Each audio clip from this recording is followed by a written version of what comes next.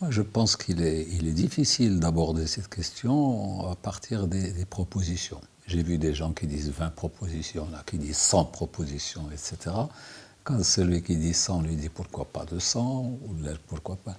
Moi, je pense qu'il est plus judicieux d'aborder cette question telle qu'on l'a abordée déjà au Maroc, parce que nous avons quand même une référence importante. Moi, je me réfère à Feu Aziz Blal, Allah yarhamou, qui a étudié cette question, mais il l'a prise par le côté sous-développement. D'abord, nous parlons d'un modèle de développement, mais en fait, le problème d'Yenna, depuis l'indépendance, c'est que nous sommes considérés comme des sociétés en voie de développement. Ça dépend si on veut faire de la coquetterie de langage, mais si on veut être sérieux, c'était la question du sous-développement. Et la théorie de Blal est connue, c'est les facteurs non économiques du sous-développement. Ça veut dire quoi? Ça veut dire que si on veut analyser ou proposer un nouveau modèle de développement, il faudrait d'abord, comme l'a souligné Sa Majesté, interroger la réalité, sans complaisance. Il a dit qu'il faut être surtout sérieux, rigoureux et sincère, dire les choses même si elles sont douloureuses. Il ne faut pas faire de langue de bois. Donc, si on veut analyser ou essayer de voir quel serait le nouveau modèle de développement, on ne va pas s'attarder sur les diagnostics de la situation. Ils ont été faits et refaits plusieurs fois. On les connaît. Il y a une multiplicité de rapports, etc., qui pointent toutes les carences du Maroc, les disparités, les inégalités. Tout ça, c'est des manifestations. Mais l'essence du problème, il est, à mon avis, insuffisamment analysé. Parce que même quand on a fait le rapport sur le cinquantenaire, en s'arrêtant en 1956, on a quelque part occulté les vraies raisons de la situation non satisfaisante du pays depuis longtemps. Les vraies raisons, elles remontent, je pense, au XIXe siècle. Si on veut évoquer quelqu'un comme, c'est un penseur algérien, mais c'est la même situation, Malek Ben Nabi s'était posé la question à un moment donné, pourquoi nous avons été colonisés? Parce que nous avons été colonisés, parce que nous étions colonisables, répond-il. Pourquoi nous étions colonisables? C'est parce que nous étions une société bloquée, donc qui n'arrivait plus à se développer, à dégager ses éléments de force. Elle est entrée dans un processus de sous-développement et d'affaiblissement généralisé que Sa Majesté d'ailleurs a pointé du doigt en disant que il faudrait avoir le courage de le dire. Le modèle marocain qui nous a amené,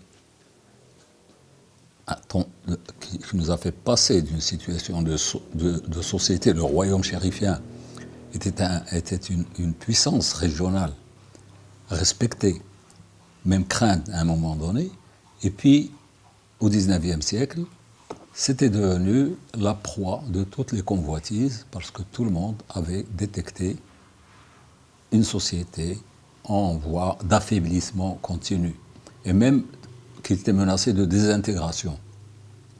Et Sa Majesté a souligné un des aspects fondamentaux, si on se penche, c'est le repli sur soi-même. Le Maroc du XIXe siècle s'était fermé sur lui-même dans ses relations avec son environnement. Alors que c'était un pays ouvert auparavant, il était dans des échanges, il était dans un mouvement aussi bien du commerce au loin que de navigation dans son environnement, etc. Donc ce repli est venu d'une décadence généralisée. Or, cette décadence, si on veut la chercher, on va la chercher au niveau de l'intelligentsia et des élites marocaines.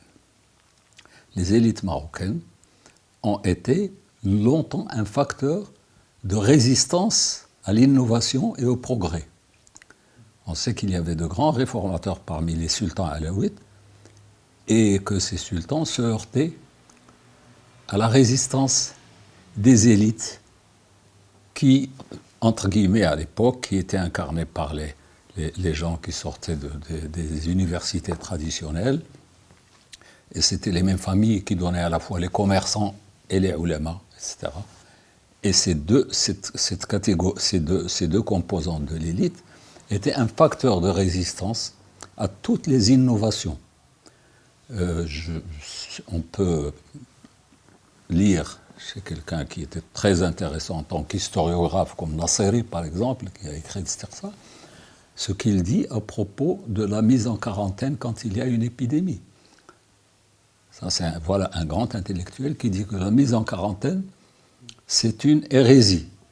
Parce que s'il y a une épidémie, si on croit en Dieu, il faut accepter. Il faut accepter la mort, même par milliers, par centaines, parce que vouloir mettre quelqu'un en quarantaine, il disait que c'est une idée qui venait de chez les impies. Alors ce repli sur soi nous a donné une société fermée qui s'est affaiblie. Alors aujourd'hui, si nous voulons repenser ça, moi je pense que les questions de méthodologie sont fondamentales pour comprendre que ce n'est pas une affaire d'économistes uniquement. C'est une affaire d'économistes, d'historiens, d'anthropologues, de politologues.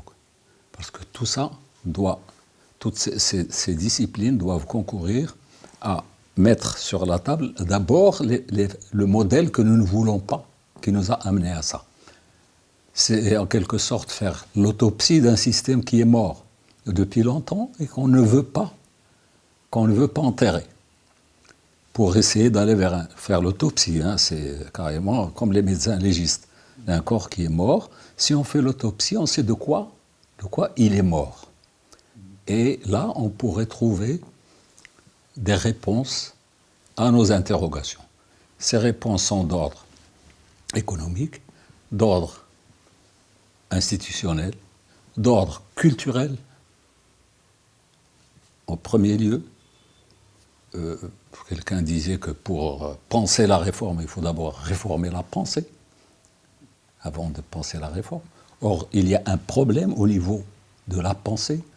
On connaît tous les efforts de Jabri pour essayer de déconstruire l'aql, l'arabi, etc. Donc, tous ces problèmes-là, l'appel de Sa Majesté peut constituer une occasion d'aller au fond de ces choses. Multiplier les mesures, c'est bon, ça peut être bon. Mais tant qu'on n'a pas compris la nature profonde des problèmes structurels, on ne peut pas y aller.